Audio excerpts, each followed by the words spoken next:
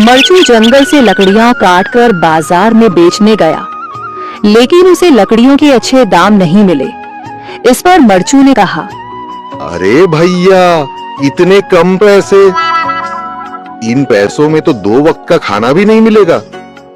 आप मुझे बहुत ही कम पैसे देते हैं। मैं इतनी मेहनत से लकड़ियां काट कर आता हूँ, लेकिन उनके पैसे मुझे बहुत कम मिलते हैं। भैया, तुम्हारी लकड़ियां होती ही इतनी कमजोर हैं कि मैं इससे ज्यादा पैसे नहीं दे सकता। तुम्हारी लकड़ियों के बस इतने ही पैसे बनते हैं। अरे भैया, कुछ ज्यादा कर दो ना।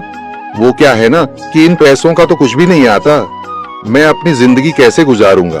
भैया, तुम जाकर अच्छी लकड़ियां लाओ, तभी इन लकड़ियों का अच्छा दाम मिल पाएगा, वरना इन लकड़ियों का तो यही दाम है।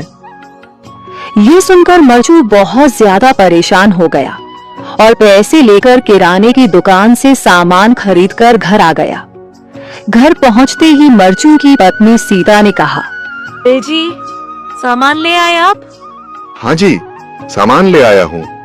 सीता के चेहरे पर खुशी छा जाती है, लेकिन जब उसने सामान देखा, जी, इसमें तो बहुत थोड़ा सामान है। हाँ सीता, मुझे पता है कि यह सामान बहुत थोड़ा है, लेकिन मैं क्या करूं? मेरे पास जितने पैसे थे, मैं उतने का ही सामान लेकर आ गया हूँ। इस तरह हमारा गुजारा कैसे हो पाएगा जी?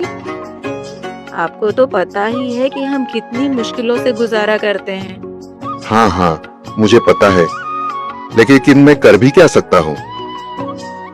मेरे पास इतने पैसे ही नहीं कि हम एक अच्छी जिंदगी गुजार सकें। इतनी मेहनत कर रहा हूँ, लेकिन फिर भी मेहनत का फल नहीं मिल रहा। इतनी मेहनत से अच्छी लकड़ी काट कर आता हूँ, लेकिन मुनासिब दाम नहीं मिलता। मैं तो बहुत परेशान हूँ। क्या करूँ? कहाँ जाऊँ? अरे जी, आप परेशान न हो, आप कोई और काम देख लें। मैंने कई बार काम तलाशने की कोशिश की, पर किसी ने भी मुझे काम नहीं दिया।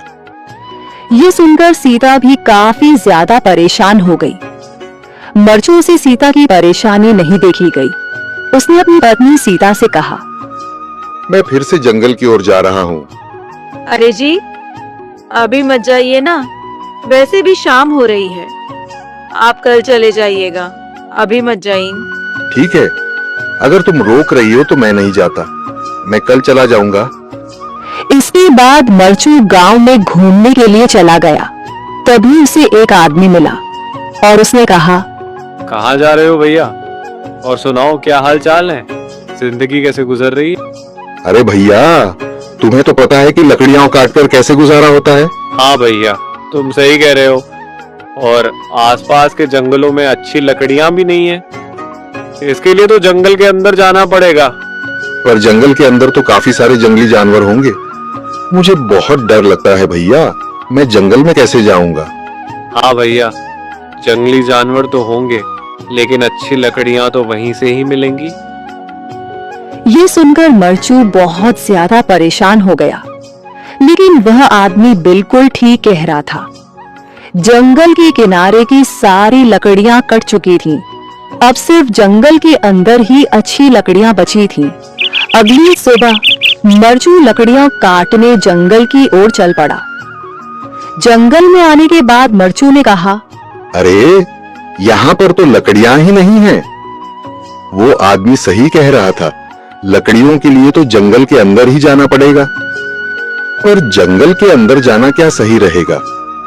मुझे तो बहुत डर लग रहा है, क्योंकि वहां पर तो काफी सारे जंगली जानवर होंगे जो खतरनाक होंगे।